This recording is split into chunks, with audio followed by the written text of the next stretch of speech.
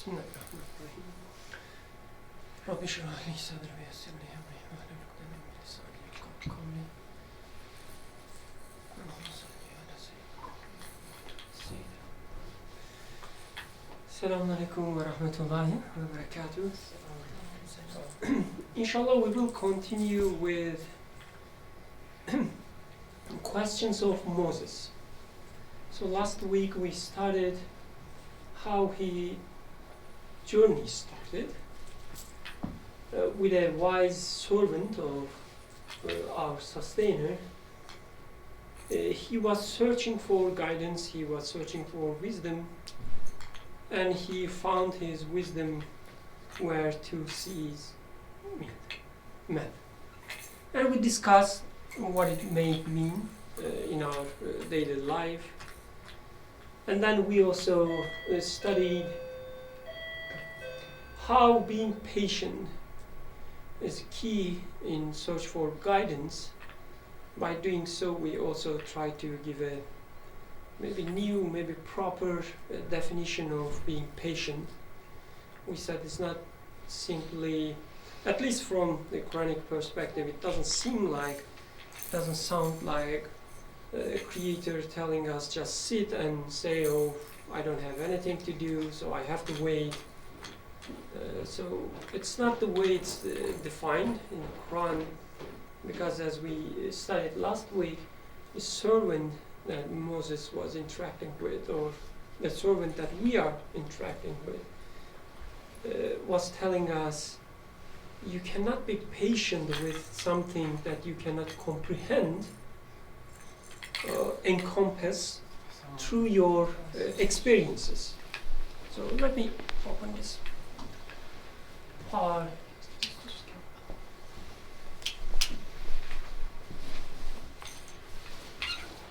Behold, you will never be able to have patience with me. And then comes the explanation as if defining what patient is.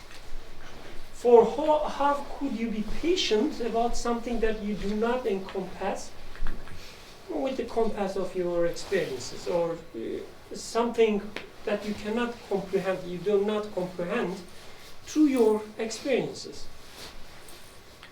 So as if telling us that being patient is trying to make sense, trying to understand, trying to comprehend what my experience is telling me. We gave the example of car accident, for instance. Car accident was a wise servant in our case, as historically taken was Khidr. Khidr comes as a car accident, and our initial response is usually being sometimes offended, sometimes angry, sometimes perplexed, sometimes doesn't make sense why it happened to me, getting angry and so on. But Khidr, or car accident, would tell us that try to make sense of it. Try to see how this is a product of all-knowing, all-merciful one. How this is an action, affair of such a sustainer. That was the crux of the first part, as far as I remember. Our attitude towards seek for guidance.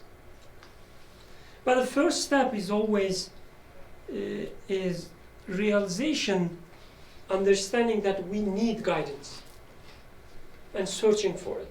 Other day I was talking to a friend who was telling me that now he's taking care of his body, because he thought his body was his temple, whatever. He said previously I was not doing this, but I'm now, as I'm getting older, now I'm taking care of my body. So to me this is not a proper way of living, like taking care of your body so that you will treat it as a temple or so on. But I realized that he was at least aware that he needs something. Right? He was not happy with his life. He thought that his body needs something, he needs something, that he cannot sustain himself. Right? And I said, this is great. Like, as long as you see that you are needy of something, as long as you realize that you're an important being, and he corrected me that in American culture, important usually used for sexual weakness. Anyway, I explained him, no, this is not what I mean. As long as you realize that you are an important being, this is the great start. Like, you will try all these different things, treating your body as temple, treating something else as your object of worship. They will all fail. Eventually, hopefully, you will find your true guidance. This is the first step. Trying to find guidance, trying to find wisdom. So this sound, I guess, very simple, but the way we live, the way I live my life, daily life, I live it as if I don't need anything. I'm already taking care of everything in my life. Right? There's a new baby at home right now. I'm able to take care of it. My wife, she has more talents now, like I compared it before, and she can take care of her.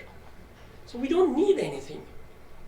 When we fail, we open our arms and say, oh, Creator, help me. But other than that is, as I call the interruptions in my success story, other than these interruptions, we don't need anything.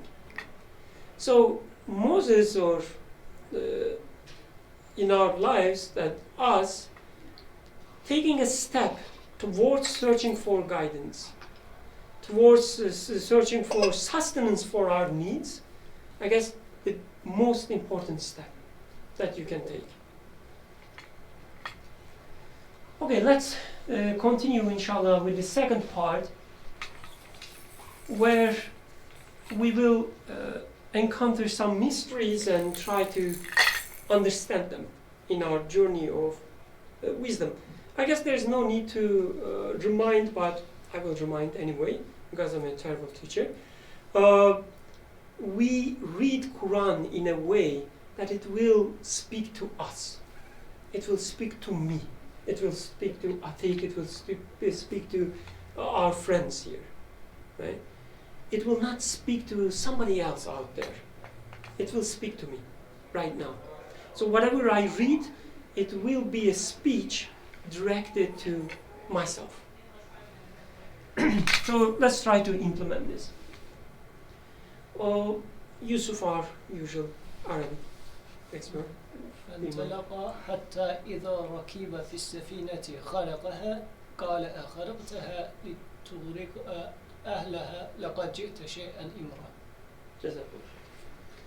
So they set out, they start journeying, walking, until when they had embarked on the ship, the sage, the wise man, the servant, right, in Quran it's just Abd, made a hole in it. And the other one said, Moses, have you made a hole in it to drown its people? You have certainly done a grievous thing. Why did you put a hole there? Right? We just embarked on this ship. Some translators, they prefer to say disembark instead of embark, like getting on, getting off. Because they think, it doesn't make sense putting a hole in a ship when you, land on it. So they say it probably means they disembarked on the ship, and while disembarking, while getting off, he put a hole.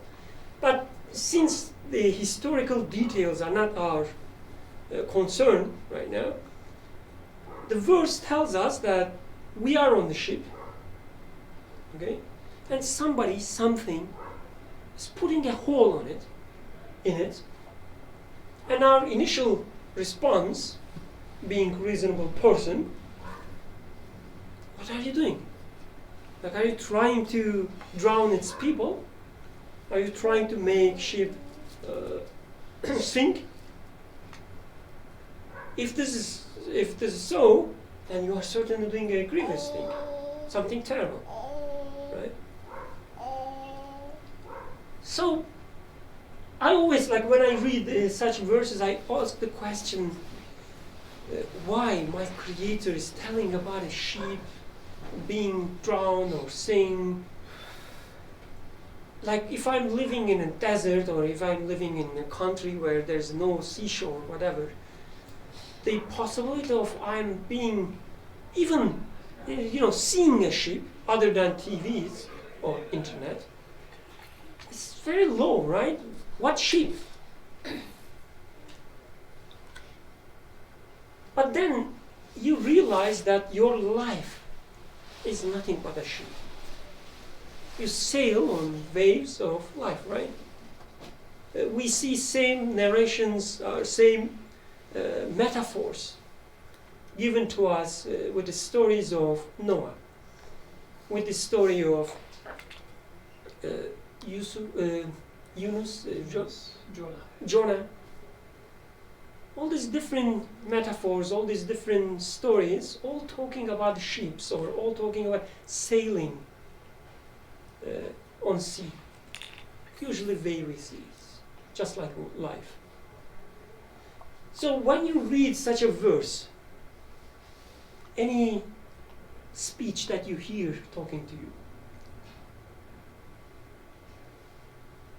you're looking around as if there's a box. I meant your heart or your mind.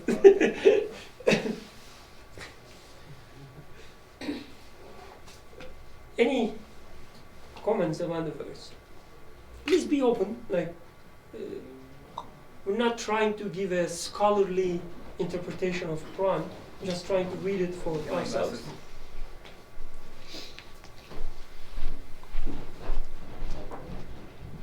Any comments? Go ahead, please.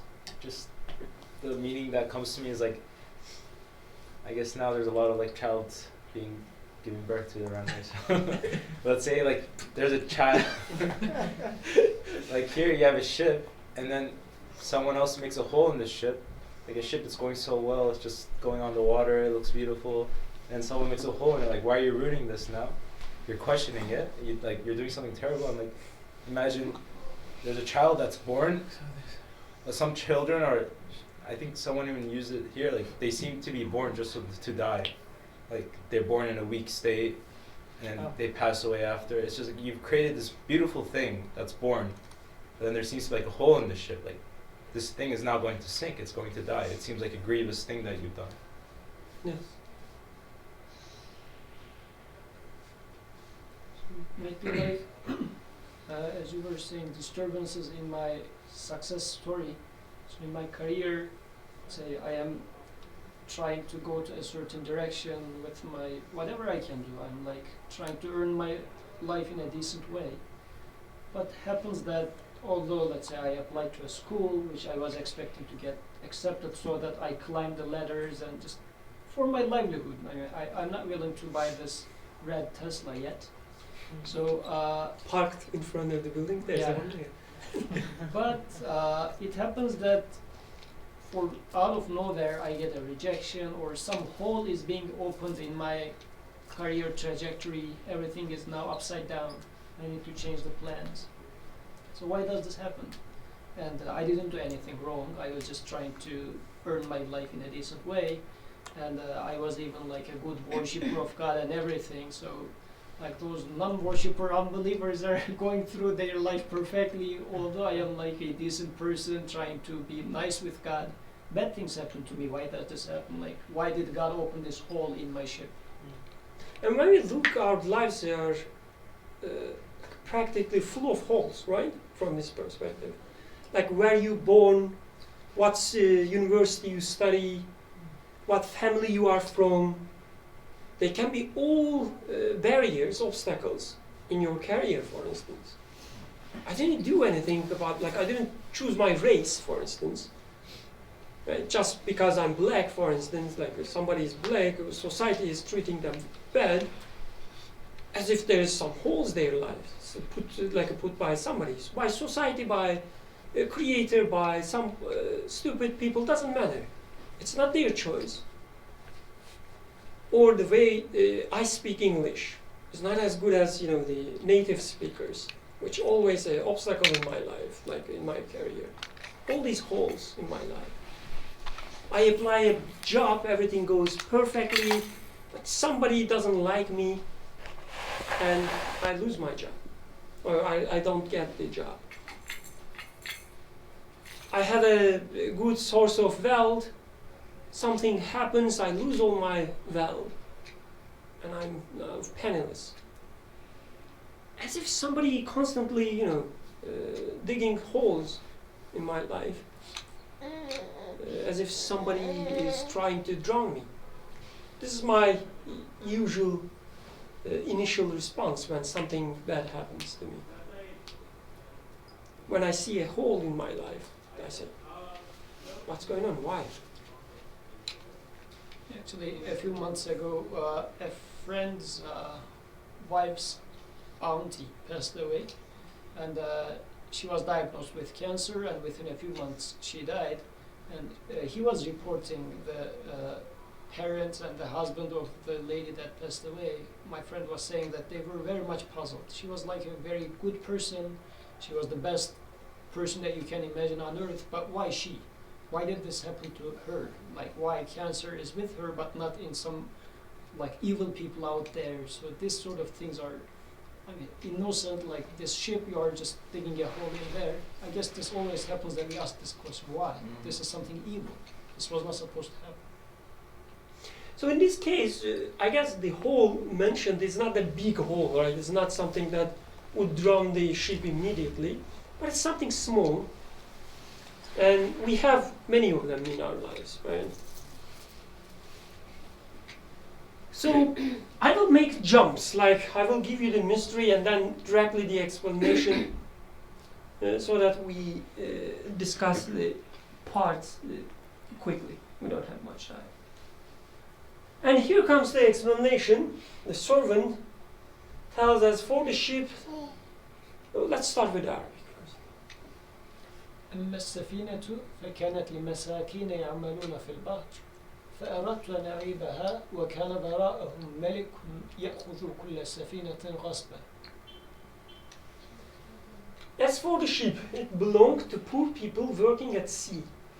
So I intended to cause defect in it, as there was after them a king who seized every good, choice of the translator, seized every sheep by force.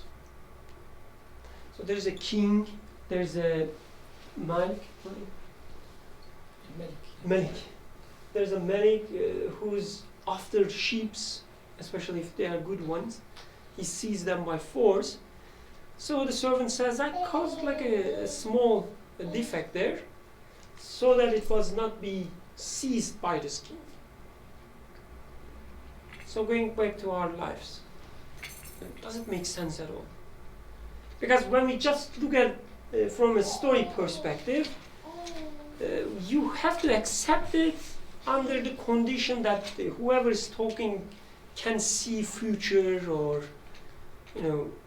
which is kind of implied in this story. But when it comes to our life, where is this servant who's causing or putting holes in our ship of life? And what king he's talking about who's seized by force? Do we have any king who sees good ships in our life? So I'm asking, just for clarification, I'm asking these questions because the way we read Quran is we try to get guidance, right? In many places, Quran says this is nothing but a guidance and good news. So we're trying to read this as a good news. We're trying to read this as a guidance. So if we can see what king he's talking about our lives, and we can use it as a guidance to avoid them, or to make sense of all these apparent defects in our lives. one king's ego, I guess. Let's say you apply for a job, you do everything really well, everything's going fine. You're like, you think you deserve it. The interview goes really well, and then you're also like a good Muslim, let's say. And then everything seems perfect, but then they reject you. Like the king, I guess here is the ego that thought that the ship or this job, like he earned it, like he deserved this job. But then you're actually a poor person that doesn't own anything, that is not a king. Like there is no job that you deserve, like by yourself. You can't actually earn something like that. It's given to you. It's a bounty. So the king is the ego there. So in that case, which is, I guess, a great interpretation, we take holes not as defects, but maybe realizing that you don't own anything. You're letting go everything you claim ownership. And king, your ego, cannot seize you by force. Because what happens in daily life or in my life is, as I claim ownership on things, I have my intellect, I have my sense of humor, I have my, I don't know, the handsomeness, I have my X, I have my Y, right? All these beautiful things. My ego becomes bigger and bigger and bigger. At the end, sees me. Meaning I'm nothing but my ego. I forget my abness or neediness. I forget my weakness. And as I let go everything I claim ownership, as I put holes in my ship so that they will go away, I somehow, protect myself from my ego misconceptions. Any other kings that we have in our lives?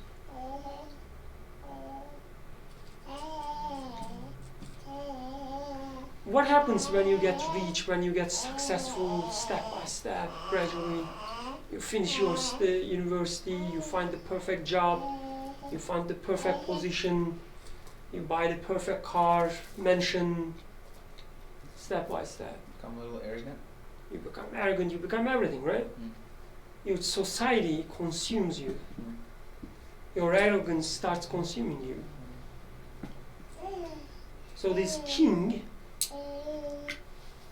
who sees every talent around, make them robots like us. We are the robots of these, the consumer societies. It sees our talents. Okay, this is a hard-working guy. I will seize him, make him CEO or something. He will work for me. She will work for me. I will feed her or him with something, but she or he will be seized on. I guess initially it looks like the ship was belonging to poor people and they were working on it. But eventually a king is going to just take it for himself. So I might be just doing my job or things and trying to know that it is being given to me from my provider. Like I live a decent life, whatever. But I am feeling like nowadays especially, as I would like to become more and more hardworking for the sake of becoming famous, for the sake of being appreciated by big people and becoming one of them, meaning becoming a big people myself as well. I mean, it looks very innocent, very nice, but eventually it leads to a sort of a slavery on my behalf, because if I do not get appreciated, I feel like I am underworking, I need to do more and more. So as if just for the sake of being appreciated by someone, I just get consumed. I just get seized by this mentality of like shiny person. So I become a slave actually. Although apparently from outside it might look like, no, this person is a achiever. He works a lot, he's successful. But actually what I am doing in this case is, I'm just becoming slave of somebody's appreciation. And it's very easy if once we become somebody's slave of somebody's appreciation, that person can say, well, I disapprove this attitude of yours. Then you are crushed, you need to change it. So as if your whole life is in between the lips of somebody. So this is why I guess opening up some holes sometimes in my life, maybe not getting accepted to a certain job or something not going as I would expect it to go, in here from that perspective, could have some outcome which is on my behalf. How do I arrive to such a conclusion though? I need to go back and look. If I get successful in this job, how would I become? What would change in my life? Am I going to become the slave of that king? Or, because still I'm trying to make sense of why did this happen? So I guess this might be one way to look at it. And in general, so we said the servant here represents anything that happens in our life, right? In previous verses, there was a clear indication of that, saying that, like he was talking about some affairs, which is from the God. So something happens in our life, a car accident happens. Our initial response, like, why? Why did this happen? Are you trying to kill me? Are you trying to put a hole in my life? And then once we realize that whatever happens, these are like we discussed last week, so I'm just repeating. Whatever happens, it happens, it's a created things, first of all. It doesn't happen by itself. It doesn't happen randomly. Everything is being created. Everything is out of a will, out of a wisdom. Once you see that everything is created, everything comes from the all-knowledgeable one, now you start asking questions more properly. What kind of king you trying to save me from? I guess in the beginning part of the story, when you mentioned it, but just to remind, when the wise man was saying that you cannot be patient with things that you cannot comprehend, actually it's like description of our state. Because I cannot comprehend why this accident happened. This is why I am becoming impatient with it, immediately pass judgment and start complaining about it.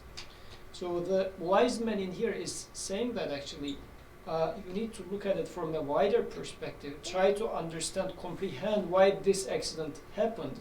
Then you will understand the purpose behind it. But this is, for now, against your quick nature. I mean, you are impatient. You need to get trained in this sense. So you shouldn't be passing judgment immediately with your emotions, but rather first see that this is not isolated things coming together. All of them are happening from like a grand scheme of perspective. This is how things are coming into being. But definitely my perspective is limited, so I need to try to look with a wider perspective to make sense of what's happening. Otherwise, I will definitely give the same reaction as that Moses is giving in here. Why did this accident happen? Why are you opening up the hole in there? Because from my narrow perspective, opening up a hole means you are trying to drown the ship. Another example which would be a nice segue to the next chapter, next verses. Your relationship with your daughter. You love her to the extent that sometimes you feel without her, you are nothing. Or without you, she's nothing. You have this intense love, right? And then your conscience tells you that, Yusuf, what are you doing? Like you don't own her. You don't own her. Like she doesn't belong to you. She was just giving as a gift to you so that you will learn something about yourself. It's a part of your training. It's not yours. So redefine or what is the word? Reconsider your relationship with your daughter, your conscience says. And your initial response, what are you doing? Like, I love her, and you're putting hole in my relationship. You're trying to separate us. But then it says, otherwise you become a king and will seize her by force. As she grows older, you will claim ownership on her. You will make her act in a certain way. Marry with the guy you want. Go to the school that you prefer. The dress as you wish. You will claim ownership over her. So this verse says, don't be king of your child seizing her by force. Reconsider your relationship with her.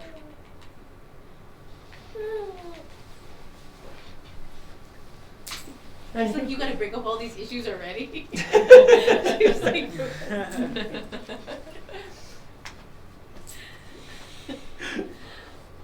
there's a saying in Turkish, the tree bends when it is young, maybe. If you want to bend a tree, you have to do it when it is young. So otherwise you cannot shape it.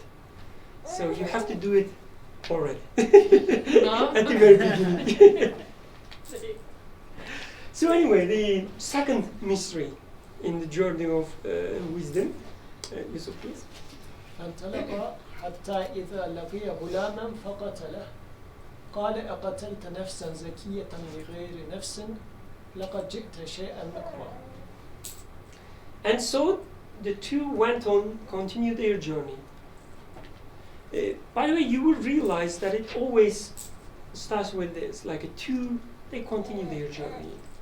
So the life, guidance, or search for wisdom is a journey. It's not like one step. I have this question, give me the answer. This is our usual attitude, right? Oh, I don't know how to do this, like what is the rule? You open the Wikipedia, you open a fiqh book. Like what is the answer? Give me. But Quran says, no, it's a journey. Follow your survey, follow your guide. Try to make sense of things. So the two went on till when they met a young man, or young boy, gulaman, right? So like child, tiny one. The sage, the wise man, killed him. Such a wise man, right? Moses said, have you killed an innocent human being without his having taken another man's life? Indeed, you have done a terrible thing. So again, we can take this as a historical narration, probably it is true. It sounds as if like it's not something that we experience, it's not something that we observe every day. It's another verse that we can skip. Right? There are such verses as if in Quran that you can skip. Oh, this is not about me, this is not about me, this is about ladies, this is about war. Spoil. Yes, spoil, whatever. It's not about me. This verse also sounds like it's not about me. There's no one killing a child. But when you think about like, how many child do you think dies out of cancer, out of X, out of Y? And we know that everything is being created, right? Death is also being created. So they're kind of killed. And we say, isn't that our like initial response? Like, I don't know anyone who doesn't say something like, oh, poor child, innocent child was killed or was dead. We always say innocent, like a poor. Why this little one dies? He doesn't have something. And this death is also being created. Which verse it says like God creates life and death? Anyway. So it's an action, it's an active thing, their death as well. And we cannot make sense of it, can we? Why all these innocent children in Syria are being killed right now?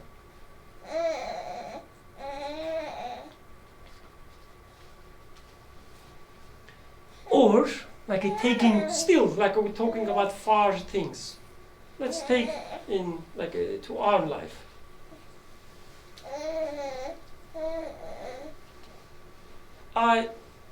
Let's go with your child. We won't kill each other.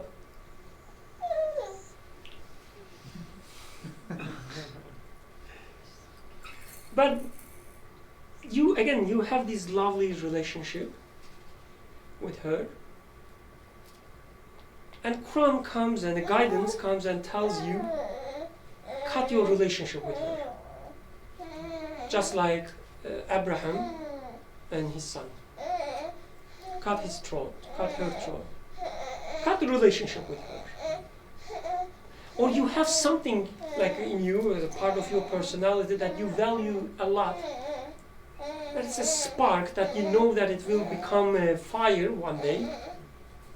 You value a lot, like a child.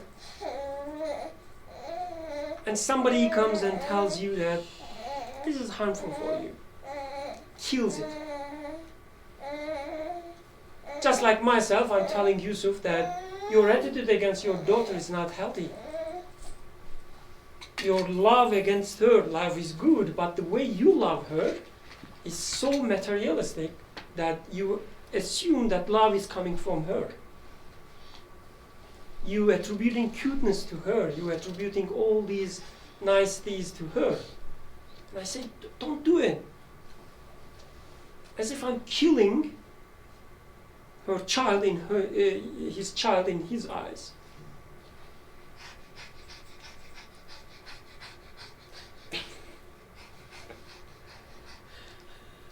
Just metaphorically saying. Anyway, so far, any comment, any questions? We will look at the explanations as well.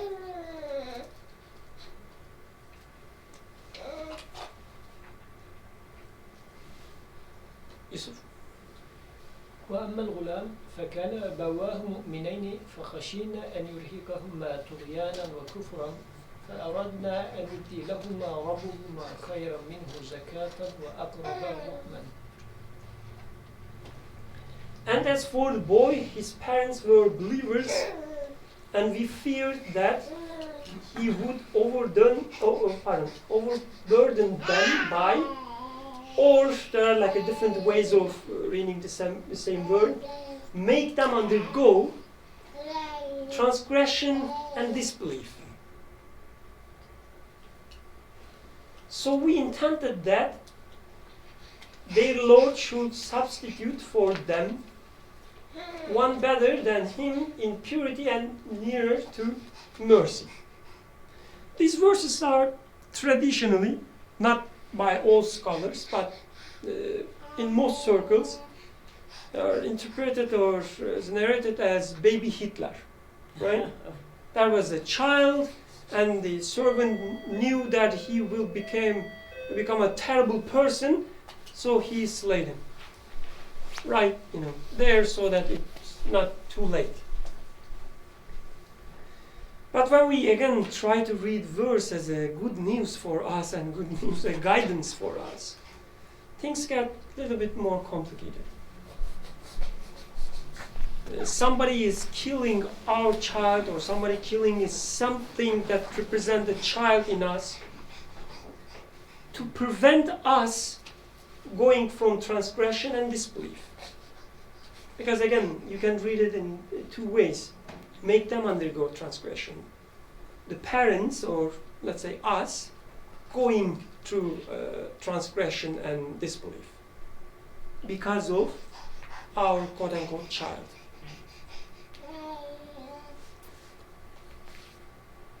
Any comments?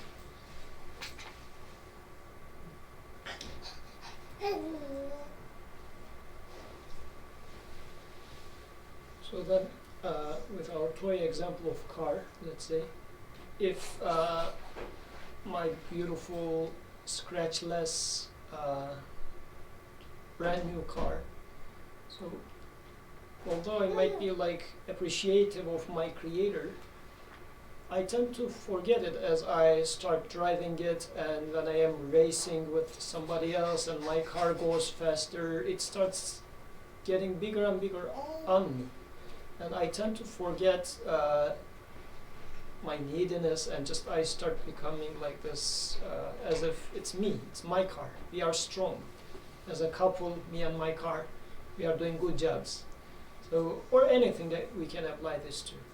And then if this car is taken away from me, or if this car is get damaged, then it might in this case be that if I go back and question what was I doing wrong in terms of my relationship with this car that it's taken away from me.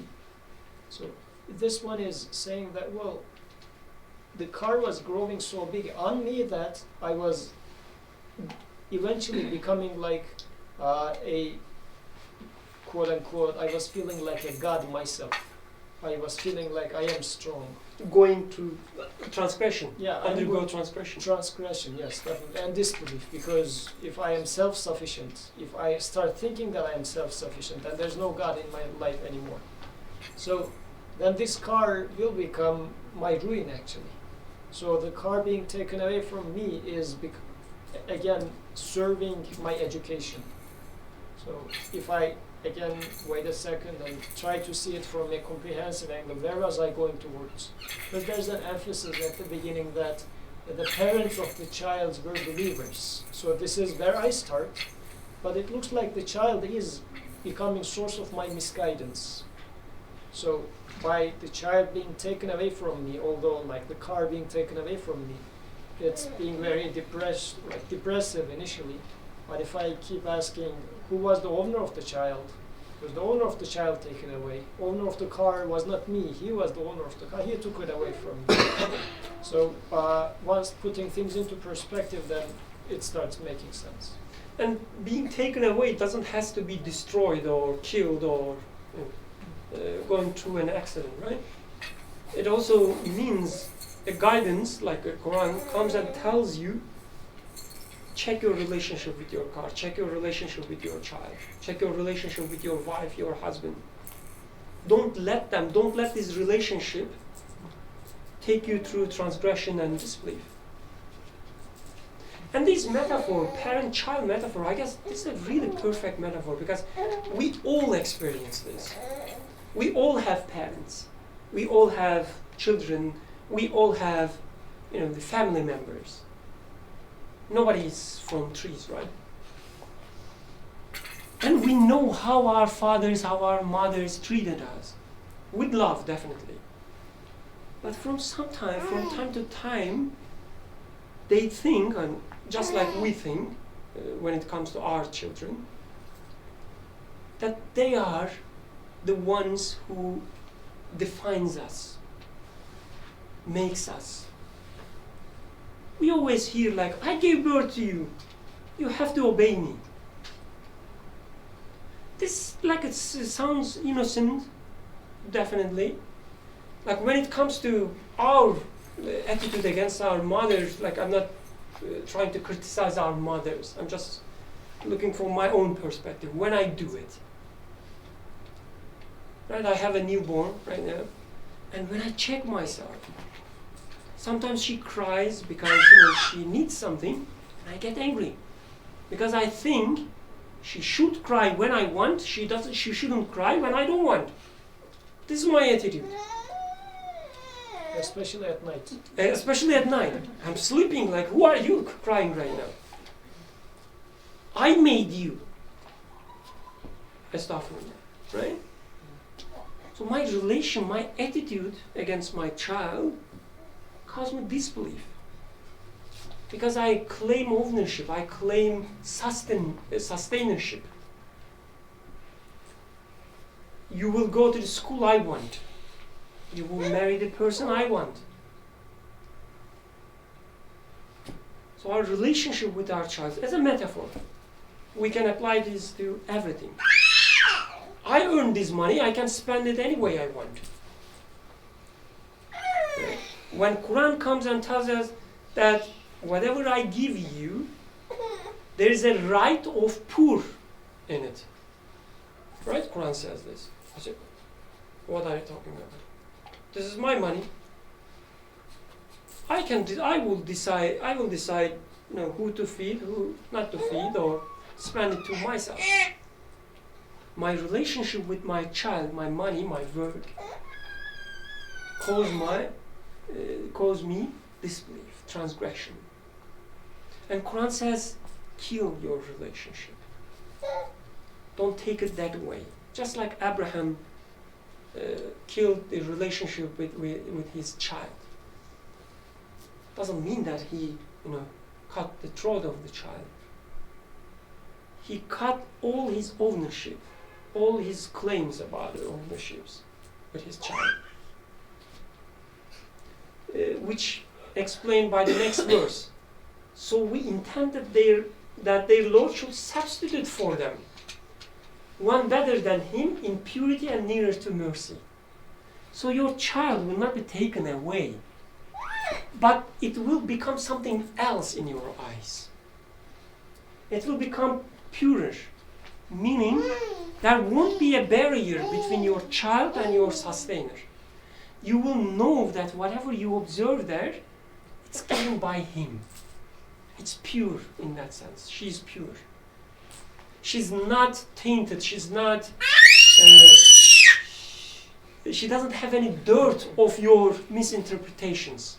You look at her and you see mercy of your Creator. She's pure. Nearer to mercy. Through such a child, through such a relationship, you are closer to the mercy of your Creator. So substitute, change your attitude towards your child. Child meaning anything. I'm so hardworking, I will be so successful. Kill child, you're hardworking. Doesn't mean don't work hard. It means when you look at your hardworking, whatever it is, realize that it's given by your Creator. It doesn't belong to you. It's given to you to educate you, not so that you boost with it. You needed hardworking, and God gave it to you. Make it pure. Any questions, comments?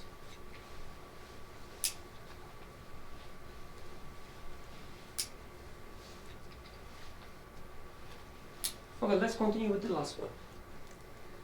We have 8 minutes. Yusuf, please. According to my clock. فانطلق حتى إذا أتيا أهل قرية استطعما أهلها فأبوا أن يضيفوهما فوجد فيها جدارا يريد أن ينقض فأقامه قال لو شئت اتخذت عليه أجرا. So they set out. You see again, progress, a journey. Very beautiful. So they set out until when they came to the people of a town, they asked its people for food, but they refused to offer them hospitality, and they found therein a wall about to collapse. So the sage, the wise man, restored it. Moses said, if you wished, you could have taken for it a payment. You are doing something good and you're expecting a result immediately. Why don't you ask for payment? And they don't even deserve it. Why you are helping them? Any, the bells that rings when you read this verse? Anything with your life? What part of life, your life, that verse may be talking about?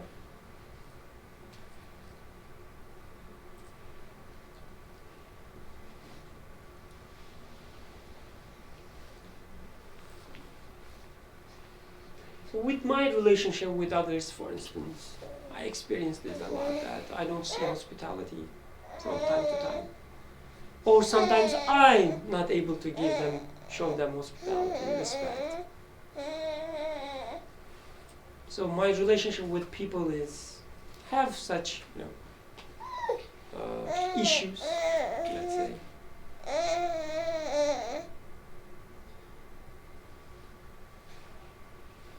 I'm continue with the explanation if there's no. Okay. Yes, sir, please.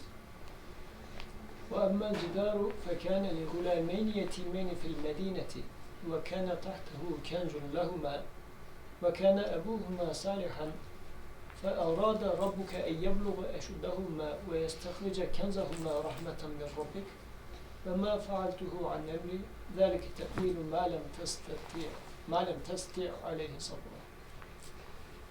And as for the wall, it belonged to 2 orphan boys in the city, and there was needed a treasure for them, and their father had been righteous, so your Lord intended that they reach maturity and extract their treasure as a mercy from your Lord.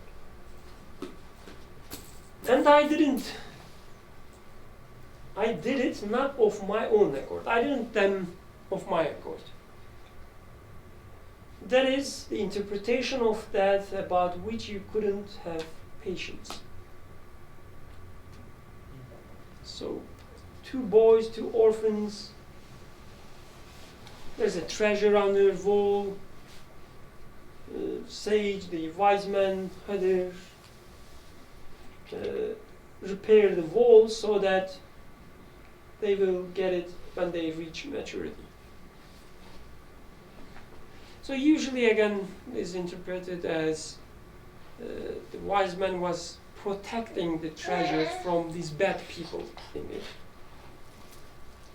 When it comes to our lives, or when it comes to I gave the example of relationship with other people, how we experience this one.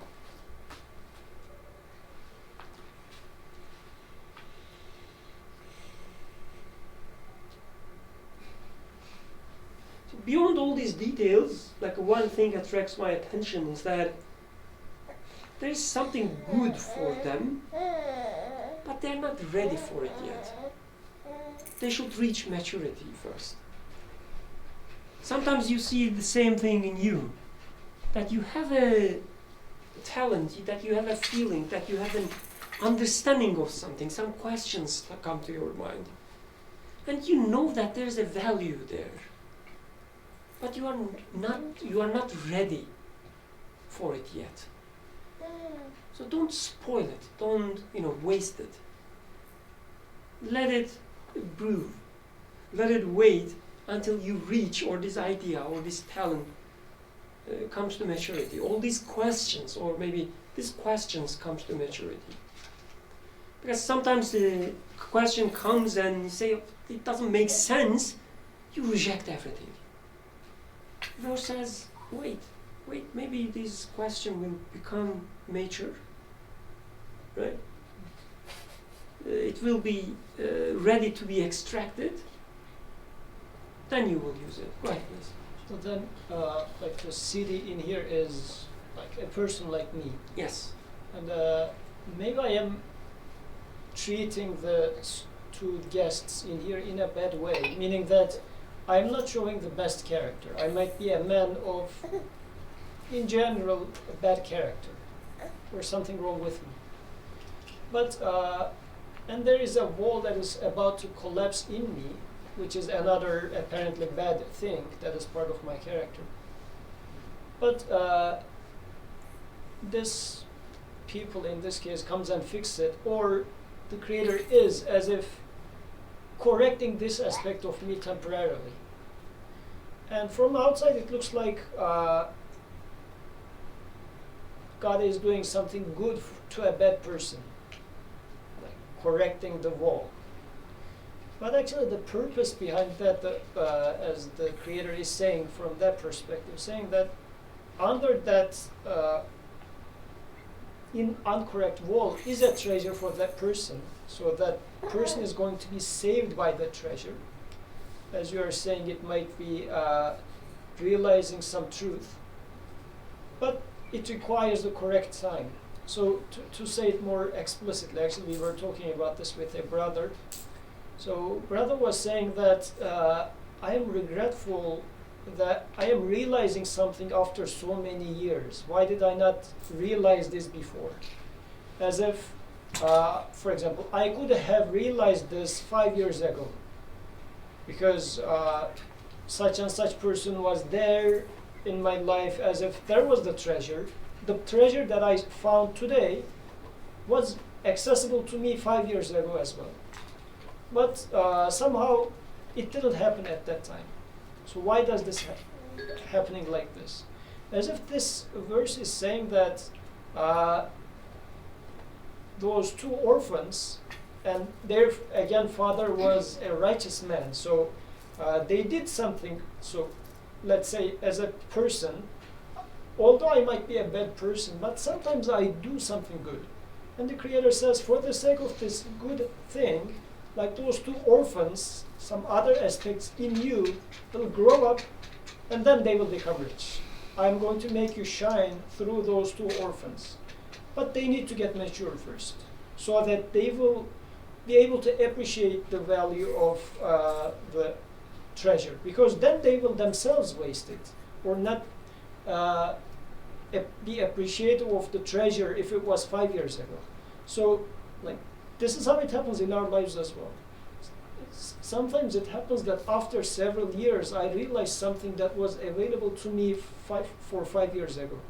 And even I remember saying this to someone, saying that, remember you told me this sentence 3 years ago? Now it makes sense to me. I mean, this happens to me a lot with people. So the treasure was there, right in front of my eyes, but as if the wall that was over that treasure was corrected at the time. So the treasure became inaccessible to me. So why is it becoming accessible right now? So as if because now I am ripe enough to understand it. So it is within a wisdom, and again this sage, the wise man in here is, since it's representing the knowledge of the Creator. So the all-knowing one is correcting this wall. The all-knowing one is making that treasure unavailable for me at that point, or for this character in me which is going to utilize it properly. Otherwise, either this unripe character in me will waste it, or some other greedy characters in me is going to spoil it altogether. Yes. The rest of the city, the hospital, yes. Alhamdulillah, that was great. In, like overall, that was the last part. Overall, how I see these three explanation is, it was from a Hatib who came for a Jummah, Friday prayer here at Penn. I don't know the name of the gentleman, the old guy, the old black guy.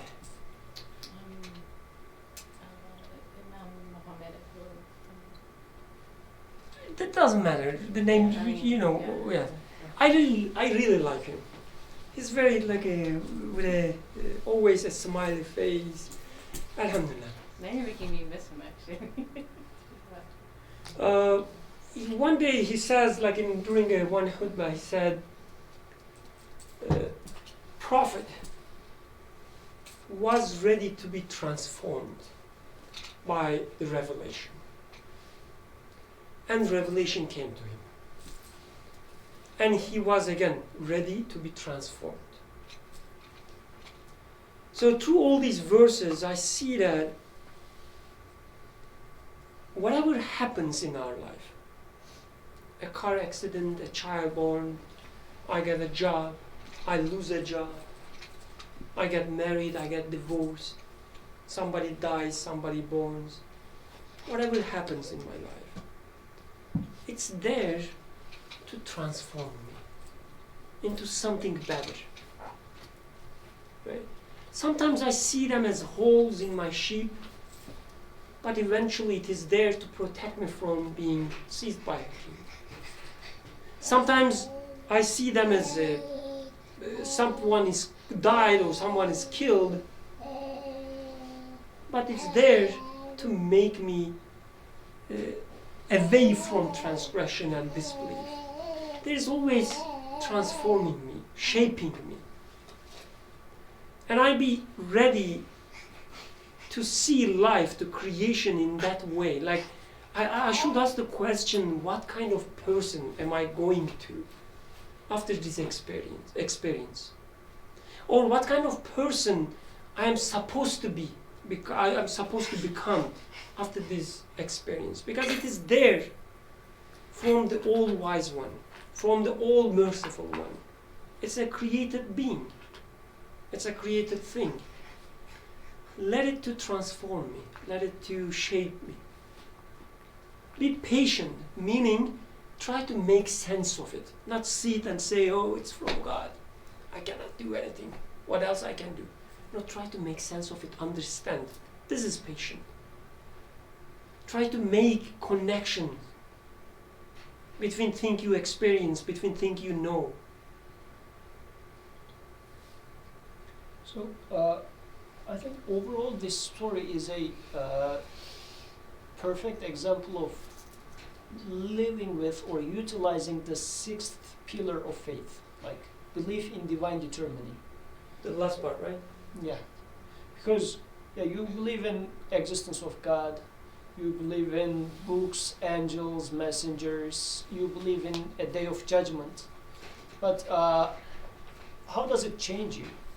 I mean, okay, yeah, there's going to be a day of judgment, yeah, there's a prophet, but still life happens. While I have such ideas, such conclusions, still life is happening. Still I go through receiving rejections from applications, or still my child is getting sick or this or that, the car accident is happening, so things are happening which are making me upset, like parents are getting old and eventually dying. These are the things that are happening and inevitably will happen.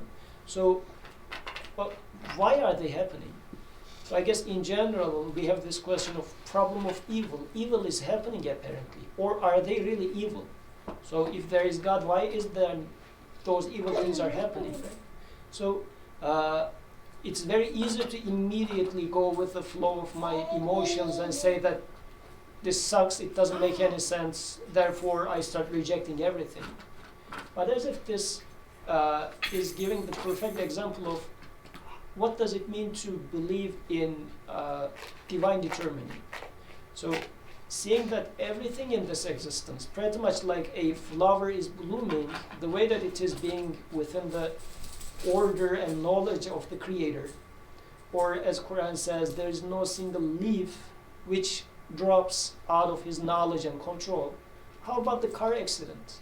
Is car accident an exception to that, or still the car accident is within the order and wisdom coming from the same source? Then, since it must be so, then I will change my perspective and say that, okay, there might be people involved in this accident, but it's their responsibility. They have their share in this accident as well. They need to get some training out of it as well. But what is my training from here? Then the perspective is totally changing. So living with divine determining or getting this education is trying to listen to it as we are now listening versus speech of God. Traffic accident will become speech of God, or traffic accident will become this wise man, and I will try to understand what does my Creator telling this. But of course, in order to be able to say that, I need to know that my Creator knows my yesterday, the day before, and what my trajectory, if you like, career trajectory for the eternal life should look like. And He is giving me specifically hand-tailored questions or education or curriculum, hand-tailored specifically for me. So how does this accident serve that purpose in my own journey? What does it say to me? Because I can go with quick cookie-cutter answers and say that, well, a traffic accident means this in general. No, in my own context, what does this accident tell me? Yeah. So I guess this is, in general, like just to, sometimes putting some short words is good for keeping it in memory. So this story looks like it's a practice of Qadr, to live, living with divine determining. Okay, we are done. There's just one extra slide I want to go back with the first one. When he puts a hole in sheep and Moses asks, why did you do that? He replies, didn't I tell you that you will not, you won't be able to have patience with me? And the response was, don't blame me for what I forgot and don't be hard on me on account of what I have done. So this verse also reminds me that when you talk about divine determining, when a car accident happens and so on, living with divine determining, it's not being passive. It's not being just sitting and say that, oh, everything comes from God. I don't have any power to, challenge it, so I have to accept it. These questions will come to you because this is part of your education as well. Car accident will happen to you, and your initial response will be, why did you do that? Are you trying to kill me? Are you trying to drown my sheep? But your conscience will tell you, be patient. Try to make sense of it. Try to see the wisdom. And you say, yes, the fact that I have questions are normal. Don't blame me. It's normal. But I shouldn't let them get in front of my education. I shouldn't let them ruin my education. I should be aware that this question is there so that I will be shaped, they will be shaped as well. So, as a human being, yes, it is normal to have these responses, to have these questions. But being normal doesn't mean that you have to live like this. Try to be open, to be shaped, to become better through these questions. Don't ask your question and then, oh, it doesn't make sense, leave. Try to make sense of it. And that's all from my end. Any final comments, questions, parts that you don't agree, the parts that you hate, find aggressive, any? If not, let's conclude, inshallah. سبحانك لا علم لنا إلا ما علمتنا إنك أنت العليم الحكيم. الفاتحة.